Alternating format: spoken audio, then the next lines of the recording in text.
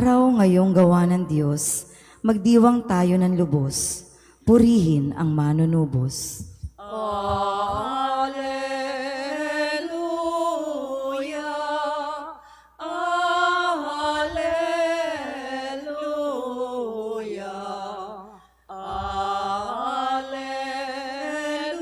Alleluia, Alleluia.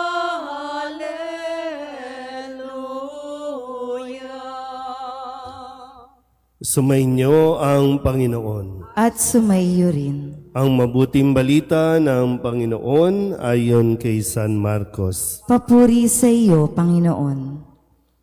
Umagang umaga ng araw ng linggo, matapos na muling mabuhay si Jesus, siya'y unang napakita kay Maria Magdalena. 7 demonyo ang pinalayas ni Jesus sa babaeng ito. Pumunta siya sa mga alagad ni Jesus na nooy nahahapis at umiiyak at ibinalita ang kanyang nakita. Ngunit hindi sila naniwala sa sinabi ni Maria na buhay si Jesus. At napakita sa kanya. Siya'y napakita rin sa 2 alagad na naglalakad patungo sa bukid, ngunit iba ang kanyang kaanyuan. Bumalik sa Jerusalem ang 2 at ibinalita sa kanilang kasamahan ang nangyari, ngunit sila may hindi pinaniwalaan. Pagkatapos napakita siya sa 11, samantalang kumakain ang mga ito. Pinagwikaan niya sila dahil sa hindi nila pananalig sa kanya at sa katigasan ng kanilang ulo. Sapagkat hindi sila naniwala sa mga nakakita sa kanya pagkatapos na siya'y muling mabuhay. At sinabi ni Jesus sa kanila, "Umayo kayo sa buong sanlibutan at ipangaral ninyo sa lahat ang mabuting balita." Ang mabuting balita ng Panginoon. Pinupuri ka namin, Panginoong Hesukristo.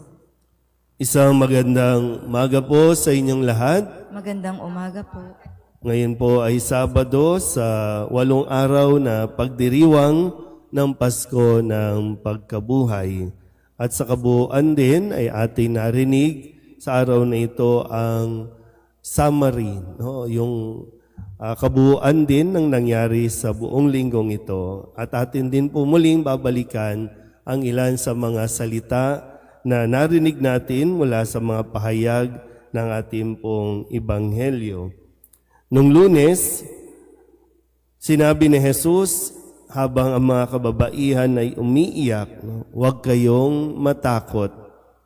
Umayo kayo at sabihin sa mga kapatid ko na pumunta sila sa Galilea at makikita nila ako roon."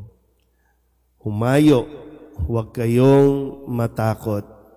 Yung parang yung hindi pa tapos ang buhay, hindi pa tapos ang buhay nila sa mundong ito at sayang kung mabubuhay tayo sa kalungkutan, kung mabubuhay tayo sa kadiliman.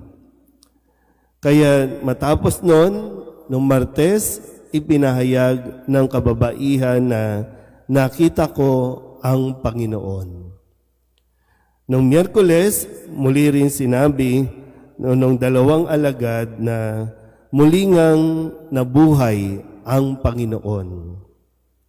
At nung Huwebes, nagpakita siya sa kanila at ang kanyang bati, "Sumainyo ang kapayapaan." Kahapon, habang sila ay nagbalik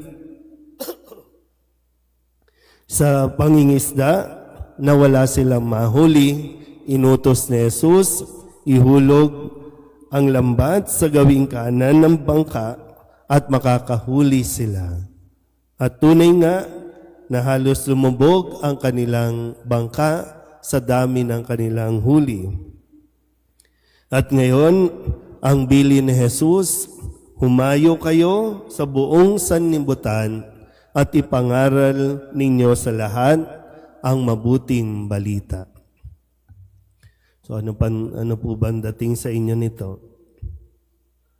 Buhay na si Kristo, pero tayo, bakit nagbalik tayo sa kalungkutan? Na pag tumitingin ba kayo sa salamin, nakikita nyo ba yung itsura ninyo? Nakikita nyo ba yung disposisyon ninyo?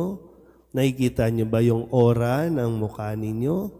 Pasko na ng pagkabuhay, pero bakit lagi tayong nananatili sa Kwaresma?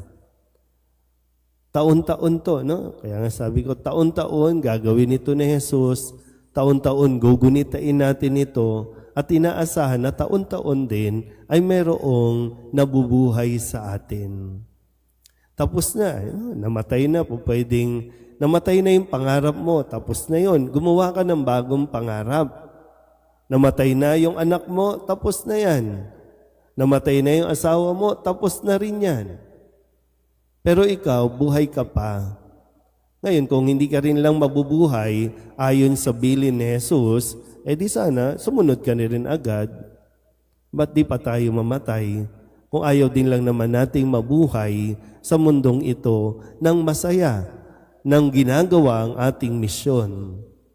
Kadalasan yung sinasabi, no? Kapag pinag-uusapan ng kamatayan, magna-knock on wood pa kayo at sasabihin ninyo, wag naman kasi may mission pa ako. Lagi ang tanong, kailan mo ba sinimulan ang mission mo? Kasi yung mission mo, baka hindi mo pa nasisimulan, ikaw patapos ka na. Maghahabol ka na naman. No? Yun na naman, gahul ka na sa oras. Pero sana po, no, mas makita natin, no, kahit sa disposition man lang natin sa buhay, kahit sa pagtingin lang natin sa buhay, may mabuhay sa atin. May magbago sa atin. Dahil ang bilin ni Jesus, umayo kayo, ipahayag ninyo sa buong mundo at ipangaral ang mabuting balita. Amen.